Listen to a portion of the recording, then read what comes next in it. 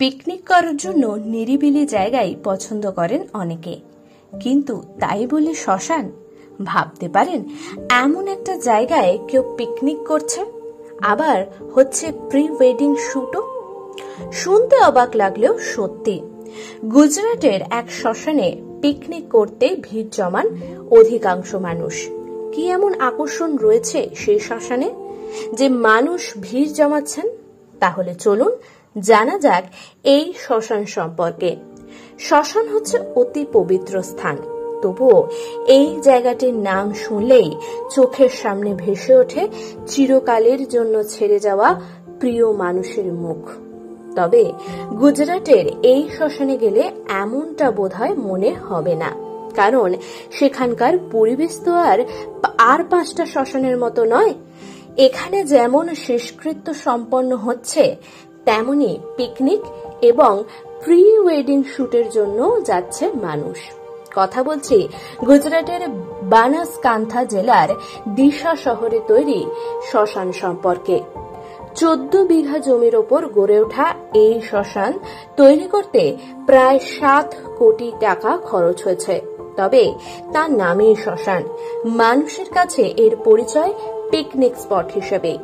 প্রতিদিন শয়ে শয়ে মানুষ এখানে আসেন পিকনিক করতে। শুধু তাই নয়, বিয়ের আগে প্রি ওয়েডিং শুটের জন্য আদর্শ স্থান এই শ্মশান। এমনকি অনেকে জন্মদিনও পালন করে থাকেন এখানে। এত বড় জায়গা থাকার ফলে শ্মশানটিকে খুব সুন্দরভাবে সাজানো হয়েছে। রয়েছে বিভিন্ন রকমের রকমারি ফুলের গাছ, সুন্দর ভাস্কর্য, বিভিন্ন দেবদেবীর মূর্তিও রয়েছে সেখানে। সব মিলিয়ে বড় কোনো মন্দির চত্বরের থেকে কোনো অংশে কম নয় এই শ্মশান।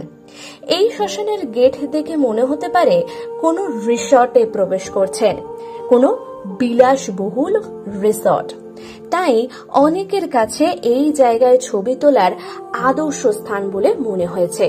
পাশাপাশি যথেষ্ট ফাঁকা জায়গা থাকায় শ্মশানের ভিতর অনায়াসে পিকনিক করাও সম্ভব হয়। আসলে এই শ্মশান তৈরির সময় এমনটা পরিকল্পনা করেছিলেন কর্তৃপক্ষ। সেই মতোই সাজানো হয়েছিল শ্মশান চত্বর। একসঙ্গে শ্মশান লাগোয়া একটি ছোটদের পার্কও রয়েছে। সব মিলিয়ে রোজই এখানে ভিড় জমান অনেকে। শুধু তাই নয়, অন্য একটি কারণেও এই শ্মশান কিছুটা আলাদা। মৃতদেহ সৎকারের জন্য মাত্র 1 টাকা দিতে হয় এখানে। সর্বসাধারণের কথা ভেবেই এমন মূল্য ঠিক করেছে শ্মশান কর্তৃপক্ষ।